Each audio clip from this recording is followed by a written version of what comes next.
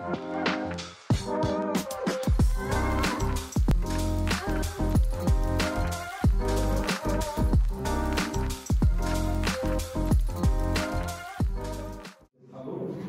m'appelle Gatien Falconier, je suis chercheur au CIRAD. Le CIRAD, c'est un centre de recherche français qui étudie questions de développement agricole dans les zones tropicales. Moi, ce qui m'anime particulièrement, c'est les recherches qui portent sur la sécurité alimentaire des pays tropicaux, en Afrique subsaharienne notamment. Le titre que j'ai choisi aujourd'hui, c'est Agroécologie et changement climatique en Afrique subsaharienne. En anglais, ça donnerait Agroecology and Climate Change in Sub-Saharan Africa. Peut-être qu'on peut éteindre la lumière, comme ça on verra mieux la photo. La photo, alors ça peut paraître un peu en décalage, c'est un volcan. Alors je ne sais pas si vous reconnaissez ce volcan, c'est le Mauna Loa. Le Mauna Loa, c'est un volcan sur l'île d'Hawaï. C'est pas complètement déconnecté du sujet d'aujourd'hui, puisque c'est sur ce volcan qui est situé un observatoire de la NASA qui mesure la concentration en CO2, en dioxyde de carbone de l'atmosphère. Et c'est cet observatoire qui nous apprend que depuis 2015, la concentration en CO2 de l'atmosphère a atteint un niveau qui n'avait encore jamais été expérimenté par nous. Guillaume, tu peux mettre la slide suivante. Alors vous n'êtes pas sans ignorer que ces augmentations de dioxyde de carbone dans l'atmosphère, ça crée des augmentations de température. Il y a ce rapport récent des experts du GIEC qui montre qu'à chaque fois que la température augmente, la fréquence des événements extrêmes, elle augmente également. Donc si on prend des pluies extrêmes qui se produisaient une fois tous les 10 ans dans la période pré-industrielle, eh bien avec une augmentation de température de l'ordre de 2 degrés par exemple, eh bien c'est des choses qui vont se produire jusqu'à 2 fois plus souvent. Oui, donnez la d'après. Quand on regarde les sécheresses, eh bien c'est un peu la même tendance, c'est-à-dire que ce qui n'arrivait qu'une fois à l'ère pré-industrielle, eh bien en fait arrivera jusqu'à 2,4 fois plus souvent si on va vers un monde à 2 degrés, et c'est malheureusement ce vers quoi on se tend, puisqu'on a du mal à respecter les accords de Paris. Je peux donner la slide d'après. Donc ça, c'est un phénomène global, évidemment, le changement climatique, mais il y a des répercussions évidemment locales. Alors, pour ce qui nous concerne ici au Zimbabwe, je donne cet article de 2019 qui est sorti dans le Guardian, qui parlait des graves problèmes de sécurité alimentaire au Zimbabwe en 2019, notamment à cause de la sécheresse. On a cette photo de cet homme qui porte des sacs de maïs de l'aide alimentaire, en fait, ce qui indique vraiment certaines années l'incapacité des populations rurales à subvenir à leurs besoins. Je peux donner la slide d'après. Donc ça, c'était en 2019. Ça, c'est une photo que j'ai prise en allant à Mutoko, donc au même endroit. Mutoko, c'est 200 km au nord-est de la Harare, à l'est. Là, c'est un maïs il y a 2 semaines, donc on peut voir un maïs qui est quand même avec des feuilles flétries et qui, bien vraisemblablement, souffre de la sécheresse. Donc malheureusement, on ne peut pas me faire l'oiseau de mauvaise augure, mais ces sécheresses à répétition, on dirait qu'elles arrivent de plus en plus souvent, et donc à Mutoko, cette année, il y a quand même des signes alarmants qui laisseraient à penser qu'on va vers de mauvaises récoltes et des problèmes de sécurité alimentaire. Encore une fois, s'il te plaît, super. Donc, ces problèmes de sécurité alimentaire et le changement climatique qui posent la question de l'augmentation des rendements, mais aussi de leur stabilisation. Alors, quelque chose d'assez notoire, je pense important de bien comprendre, c'est que cette stabilité des rendements elle est aussi liée au niveau de production auquel que les agriculteurs atteignent. Ici, c'est une expérimentation qui a lieu au sud du Mali, de 1965 à 1980. Donc, on a suivi les rendements du sorgho. Cette ligne noire, ici, c'est les rendements du sorgho. Donc, vous voyez autour de 500 kg par hectare. C'est un sorgho sans fibres organiques, sans fumier, sans engrais minéraux. Et donc, un sorgho qui est carencé en nutriments. Et donc, on voit une variabilité interannuelle, mais qui est assez faible.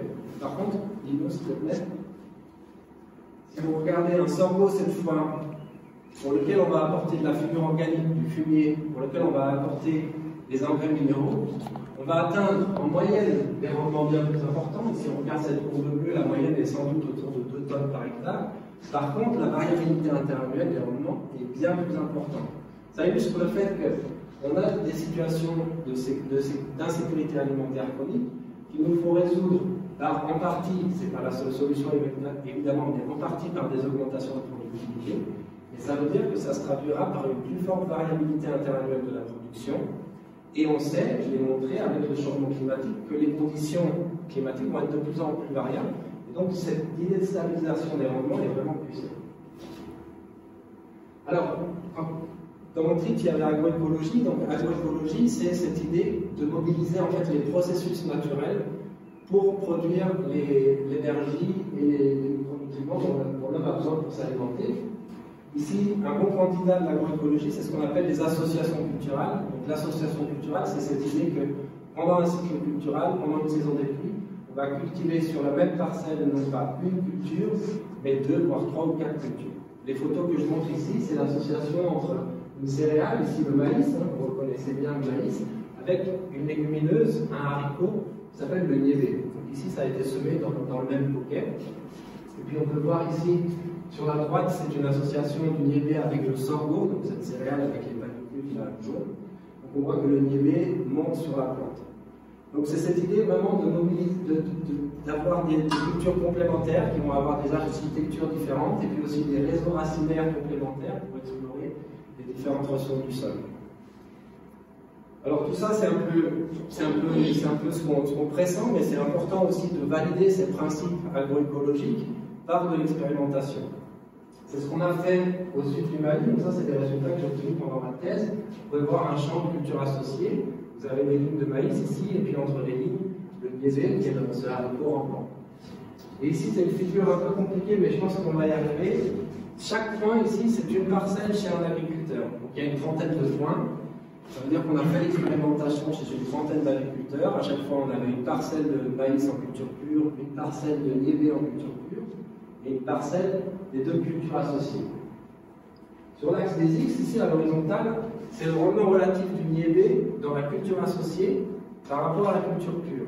Donc si on est à 1 ici, ça veut dire qu'on obtient autant de niébé dans la culture associée que ce qu'on aurait obtenu dans la culture pure. De la même manière ici, sur l'axe vertical, c'est les rendements relatifs du maïs. Si on est à 1, on obtient autant de maïs dans la culture associée que ce qu'on aurait obtenu dans la culture pure. Et cette droite noire ici, elle nous permet de situer les points. Tous les points qui sont au-dessus, la culture associée est plus performante que la culture pure. Tout ce qui est en dessous, c'est le contraire, la culture associée est moins performante que la culture pure. On peut voir ici, dans la majorité des cas, alors il y a une grande variabilité, mais dans la majorité des cas, l'association est plus productive que la culture pure. C'est une manière un peu de valider ces principes agroécologiques qu'on pressent en disant tiens, je vais associer des cultures complémentaires. Dans les faits, scientifiquement, ça se vérifie que c'est plus performant. Donc ça permet d'augmenter la productivité agricole. Alors, est-ce que ça permet de stabiliser les rendements? Ça, c'est difficile à évaluer. Alors, on a quelques pistes préliminaires. Ici, c'est les résultats de collègues d'expérimentation au Brésil, où ils ont cultivé du maïs avec une autre légumineuse, le pois d'Angole. Et là, ils ont pu montrer qu'en fait, pour chaque millimètre de pluie reçu par la culture, lorsque c'est du maïs en culture pure, chaque millimètre de pluie se transcrit en 8 kg de biomasse. Donc la biomasse, c'est les tiges, les feuilles. 1 millimètre de pluie, 8 kg de biomasse pour le maïs en culture pure. Pour la culture associée, 1 millimètre de pluie donne pratiquement le double, 15 kg de biomasse. Donc on peut voir que dans des situations contraignantes, des situations de sécheresse récurrente, le fait d'avoir un système agricole qui est plus efficient pour l'utilisation de l'eau, ça peut être une manière de stabiliser le rendement. Alors, c'était des résultats au Brésil. Actuellement, au Zimbabwe, nous, on essaye justement d'acquérir encore plus de données sur ces cultures associées. Donc ici, sur la gauche, c'est Liliana Kwenda, qui est une étudiante master avec nous à l'Université du Zimbabwe. Puis à droite, c'est Valentin Prey, qui lui fait sa thèse à l'Université de Montpellier. Et donc, tous les deux, ils conduisent des expérimentations avec les agriculteurs sur ces cultures associées. Ils mesurent l'eau dans le sol, la surface des feuilles, calculent les rendements, avec cette idée de démontrer quels sont les systèmes les plus performants et ce qui permettent effectivement de s'adapter à la variabilité climatique et au changement climatique. Donc ça, c'était pour la culture associée. Un autre candidat phare de l'agroécologie, c'est l'agroforesterie. L'agroforesterie, c'est cette idée de conserver des arbres dans une parcelle agricole. Cette photo, c'est une image du bassin arachidier au Sénégal, au centre du Sénégal. Et vous pouvez voir, ici, tous ces champs, ici, en fait, c'est du mil, et puis là où c'est un peu moins haut, c'est de l'arachide. Donc c'est un paysage agricole d'arachide et de mil. Et puis on voit que les agriculteurs ont conservé les arbres au sein de leur parcelle. Alors ça ne ressemble pas à un bocage européen où les arbres sont uniquement dans les haies. Là, les arbres sont bel et bien au centre des parcelles. Là aussi, les principes nous disent, ok, c'est de l'agroécologie, on a des arbres, ils ont des racines profondes qui vont aller puiser les nutriments en profondeur, les accumuler dans leurs feuilles, ces feuilles vont tomber, elles vont se décomposer, faire des nutriments pour les cultures, ça va augmenter les rendements. On peut se dire aussi, les arbres font de l'ombre, ça fera moins d'évaporation, il y aura plus d'eau disponible pour les cultures. On peut aussi se dire, ah, ces arbres peuvent être le refuge pour certains prédateurs de ravageurs des cultures, des oiseaux insectivores qui vont aller consommer les chenilles qui dégradent les palmiers de mil. Ça reste à démontrer, c'est ce qu'on a essayé de faire, c'est la diapo suivante, avec non pas cette fois des expérimentations au champ, mais avec de l'imagerie satellite. Il faut savoir qu'en Afrique subsaharienne, dans beaucoup de zones, c'était difficile jusqu'à récemment de suivre la croissance des cultures avec l'imagerie satellitaire, parce qu'il y a beaucoup de nuages pendant la saison des pluies. Là maintenant, il y a des nouveaux, le programme européen Copernicus, la société américaine Planet, qui mettent à disposition, qui ont lancé des nouveaux satellites et qui mettent de manière publique à disposition les images. Et on voit que dans le cadre du mil, qui pousse de juin à novembre au centre du Sénégal, là on a des images quasiment toutes les semaines, grâce à cette couverture satellitaire.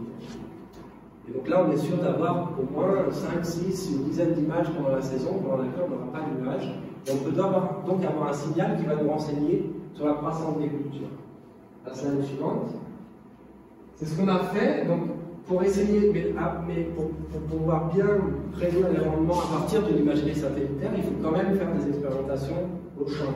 Donc là, ici, vous voyez en violet ici et en bleu, c'est des parcelles de mil qui ont été suivies en 2018 et 2019, donc une trentaine de parcelles de mil. Les gens se sont rendus sur la parcelle, on a récolté le mil, on a pesé les rendements, et ensuite, on peut prédire les rendements pour cette zone. Donc là, c'est une petite zone d'une vingtaine de kilomètres carrés, 5 par 4, mais on peut prédire pour toutes les parcelles de mil de ce territoire, grâce à l'imagerie satellitaire et nos mesures de terrain, les rendements. Donc en rouge, c'est en fait les parcelles qui ont le mieux donné, autour de 2-3 tonnes de mil. Et puis en vert foncé, en vert clair et en vert foncé, c'est les parcelles qui ont un rendement plus faible. Est-ce que tu peux cliquer, Guillaume, s'il te plaît? Mais ce qui était le plus intéressant de voir, c'est que le satellite nous renseigne aussi sur ce qu'on appelle le landscape woody cover, c'est-à-dire la densité d'arbres dans la parcelle et autour de la parcelle. Et on a pu voir qu'en fait, les écarts au rendement les plus importants étaient fortement corrélés à cette couverture. Plus la couverture était importante, plus l'écart au rendement maximal était fort. Ce qui veut dire en fait que plus on avait, que les parcelles qui ont obtenu les meilleurs rendements sur ce paysage agricole étaient celles qui avaient le plus d'arbres. Donc c'est une manière de valider à l'échelle du paysage toutes ces hypothèses qu'on a sur la pertinence de l'agroforesterie pour augmenter la production. Donc pour ma conclusion, j'espère vous avoir convaincu que certaines techniques d'agroécologie offrent des voies prometteuses d'adaptation au changement climatique. Ça permet d'augmenter la productivité, ça permet aussi, ça reste à démontrer concrètement, mais ça permet dans certains cas de s'adapter à la variabilité interannuelle du climat qui va augmenter dans le futur. Alors, il ne faut pas oublier qu'un soutien institutionnel aux agriculteurs est nécessaire, parce que ces techniques d'association de culture des céréales avec les légumineuses, c'est des choses que les gens pratiquent déjà. Alors, il y a des optimisations à concevoir pour ces systèmes-là, mais les gens le font déjà. Et quand ils ne le font pas, c'est qu'il y a des contraintes qui sont souvent au-delà de l'échelle agronomique. Si on prend les légumineuses, par exemple, l'arachide, le diébé, on se rend compte que c'est des semences qui sont dures à conserver. Donc les agriculteurs ne vont pas forcément pouvoir les conserver d'une année sur l'autre. S'il n'y a pas un marché de semences où ils peuvent aller acheter des semences, ils ne vont pas pouvoir en planter. De la même manière, si on prend le poids d'alcool, par exemple, il y a certains pays, le Malawi par exemple, dans lesquels il y a un marché pour ce grain-là, donc ça va être une motivation forte pour les agriculteurs pour aller vers ce genre de culture. Ici, au Zimbabwe actuellement, c'est un marché qui n'existe pas. Donc il y a des contraintes évidemment qui sont au-delà de la simple échelle agronomique qu'il faut bien garder en tête. Et puis je pense aussi à un message important que je n'ai pas développé dans cette présentation mais qui me semble important de rappeler, c'est que l'agroécologie à elle seule, ne peut pas faire face à tous les défis auxquels les populations rurales d'Afrique subsaharienne vont être confrontées. Je pense notamment, évidemment, à cette de changement climatique, mais aussi de croissance démographique, qui fait que dans bien des régions, la surface cultivable par actif agricole est en diminution. Et dans nos calculs, on peut montrer que l'agroécologie va peut-être augmenter de 30%, de 40%. Et par rapport à cette augmentation démographique et cette diminution des surfaces cultivables, ça n'amène pas des augmentations de revenus qui soient significatives et qui permettent aux gens de sortir de la pauvreté. Et donc, il y a besoin d'autres opportunités que l'agriculture. Ça peut être de l'industrie, ça peut être des services non agricoles ou des services agricoles en zone rurale. Donc, il y a tout un tas d'autres innovations à penser. Merci beaucoup.